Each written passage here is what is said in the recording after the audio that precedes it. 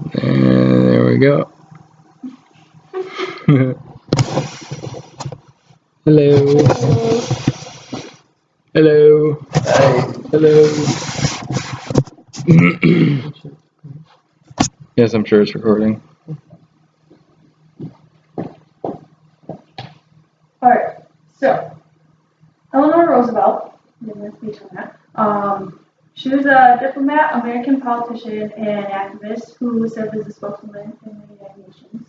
She was born in New York City in 1884 and grew up. She was, from what I read, it said she was a awkward and shy child, which is very weird from what everybody knows about her now, from all her accomplishments. She turned into be a woman with an incredibly large heart and constantly strived to help the underprivileged. She liked to be called Eleanor, which was actually her middle name. Her first name was Anna. She lost both her parents at a very young age and her brother, and married Franklin D. Roosevelt, which actually happens to be her fifth cousin once removed. I thought that was very weird.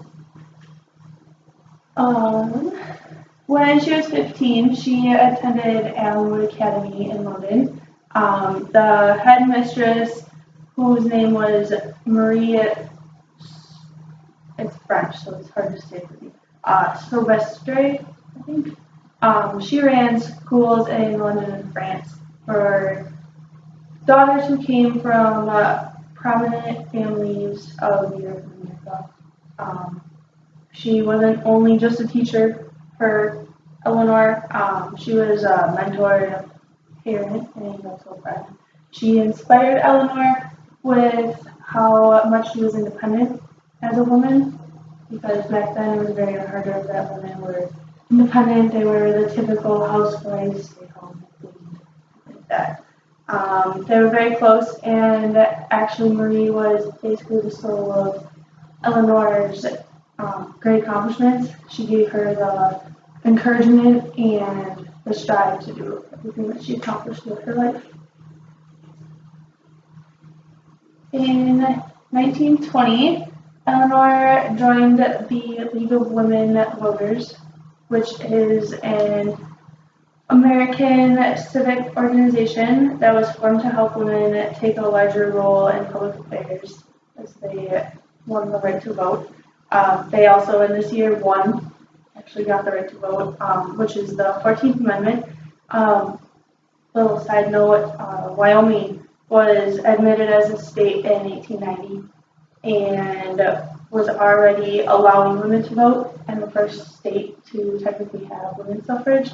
And then by 1900, 3 more states allowed women to vote, and that would be Colorado, Utah, and Idaho. Finally, in 1920, they passed the Fourth Amendment, which you can all thank Tennessee for passing that, because it actually came down to that state deciding, one specific person decided which way they wanted to vote, which kind of made it go one way or the other.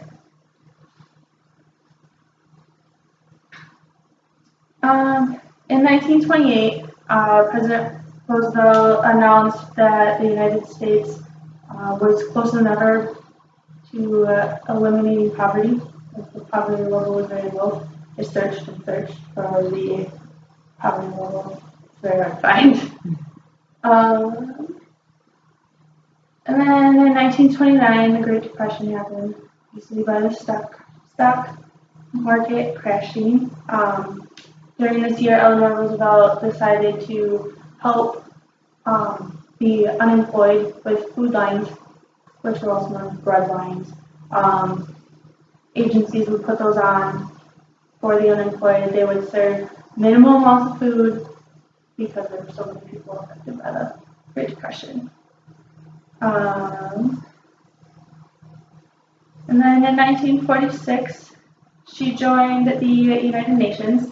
She also helped to write the Declaration of Universal Rights, which helped people obtain the right to vote, the right to speak publicly, and the right to get a job.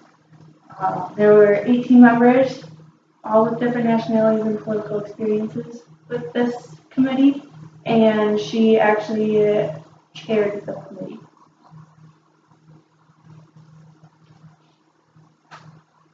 A few other accomplishments: she helped to improve working conditions all throughout the United States.